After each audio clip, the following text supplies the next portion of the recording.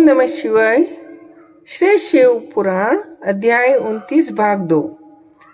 सती ने कहा, तात तुम भगवान शंकर के निंदक हो, इसलिए तुम्हें पश्चाताप होगा। यहाँ महान दुख भोग कर अंत में यातना भोगनी पड़ेगी।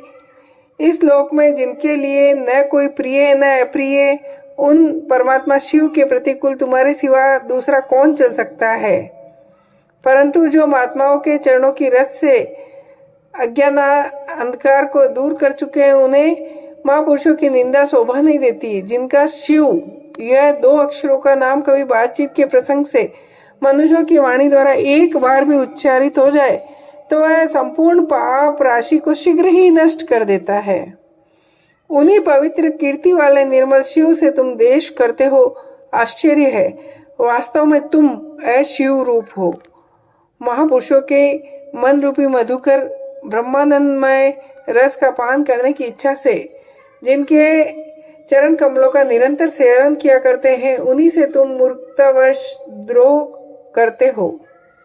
जिन्हें तुम नाम से शिव और काम से अशिव बताते हो, उन्हें क्या तुम्हारे सिवा दूसरे विद्वान नहीं जानते।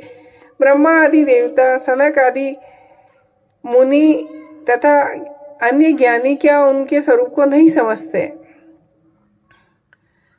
इस बात को जानकर जो भी मुनि और देवता उनके चरणों से गिरे हुए निर्माल्य को बड़े आदर के साथ अपने मस्तक पर चढ़ाते हैं, इसका क्या कारण है। यही कि वे भगवान शिव ही साक्षात परमेश्वर है।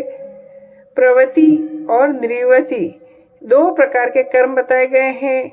मनुष्य पुरुषों को उनका विचार करना चाहिए।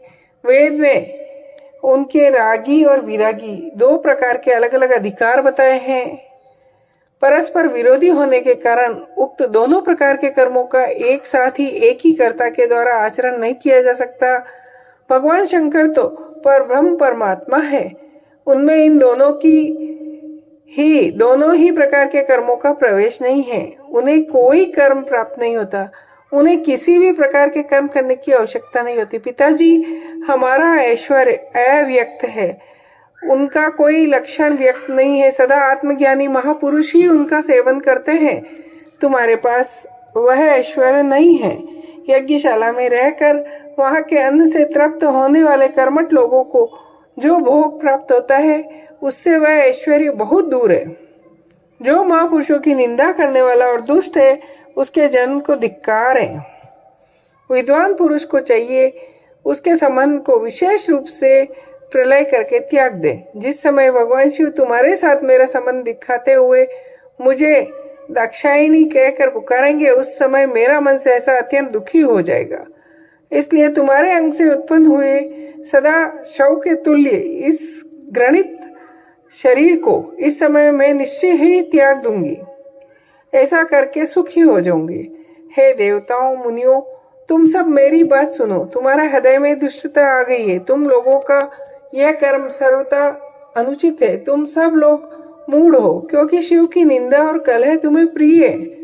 अतः भगवान हर से तुम्हें इस कुकर्म का निश्चय ही पूरा दंड मिलेगा। ब्रह्मा जी कहते हैं, नारद, उस यज्ञ में दक्ष तथा देवताओं से ऐसा कहती हुई सती देवी चुप हो गई और मन ही मन अपने प्राण वल्लभ शंभु का स्मरण करने लगी। जय हो।